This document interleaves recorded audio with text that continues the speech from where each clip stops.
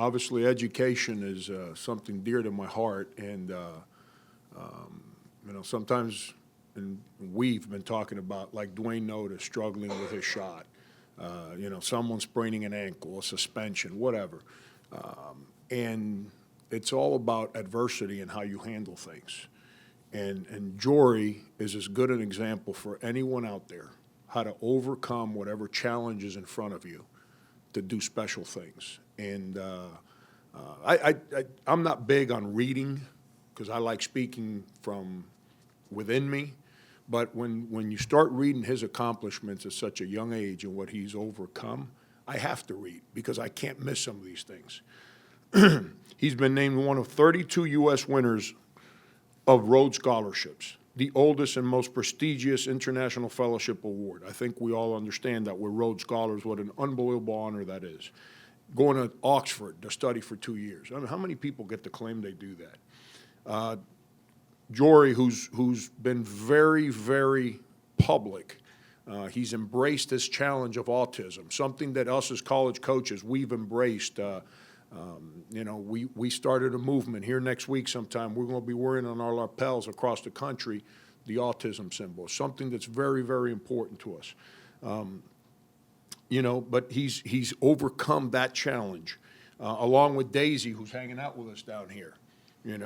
He speaks about the people that have helped him deal with the challenges to be able to achieve so much at such a young age all the time, whether it's classmates, professor, it's Daisy, everyone in his life. He is the 10th person from our great university to receive a Rhodes Scholar, by far more than any other university in our state. He's pursuing a double major. Heck, it took me 10 years to get one major. He's pursuing a double major in geography and marine science with a minor in geophysics.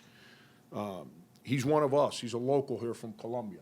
That just so what an awesome representation of our community. He's the most decorated national fellowship winner in our school's history.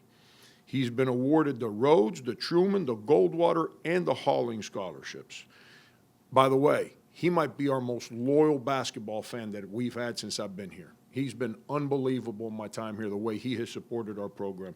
I don't think a game goes by that I don't see him out there with us. And we had some lean moments when I first got here. So it's taken unbelievable loyalty and commitment to this university. Obviously, he's going to be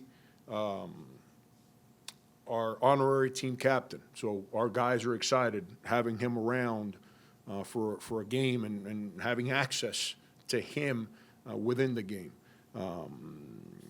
But education is, we all get wrapped up. I say this all the time, and I get it. I know what job I signed up for. But we get too wrapped up in the scoreboard sometimes. And that scoreboard is about this important and what really matters in everyone's life that's a part of that game. He's a great representation of what life is really about and how to not use a sprained ankle or a bad shoulder or a bad night to dwell on the negative, but on the contrary, focusing on all the good that is there and taking advantage of it to do special things. So with that, I'd love to pass it over to Jory and unbelievable respect that you have from us. I just want you to know how much you're respected in our locker room. I appreciate that, Coach. It means a lot.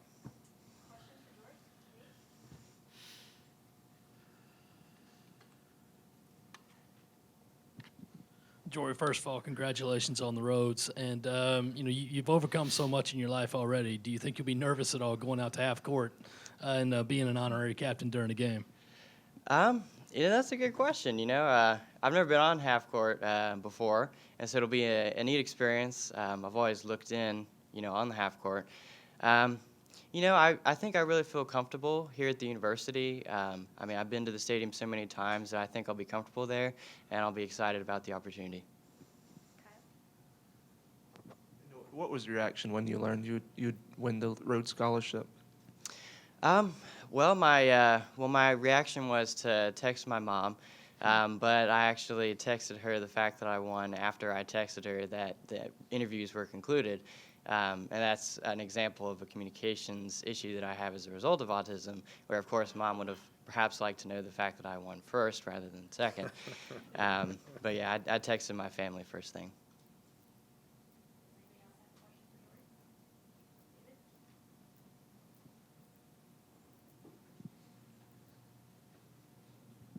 Can you give us some background on Daisy? How long y'all been together? Where she came from? Yeah, absolutely. Daisy is my service dog. I've had her for 3 years, currently 5 years old, and she actually comes from a local charity, PALS, right up on Two Notch, and she's been wonderful. She's been really a big part of my college experience and enabling me to get out there in the community and do things that I wouldn't have otherwise. So I think we share a really special bond. What particularly stands out about Frank Martin and the Gamecocks, the men's team?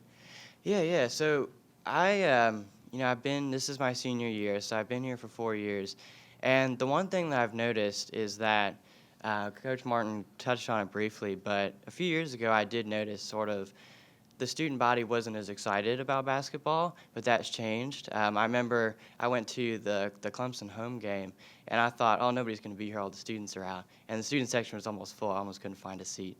And that, I think, has been really cool to see. The students get excited.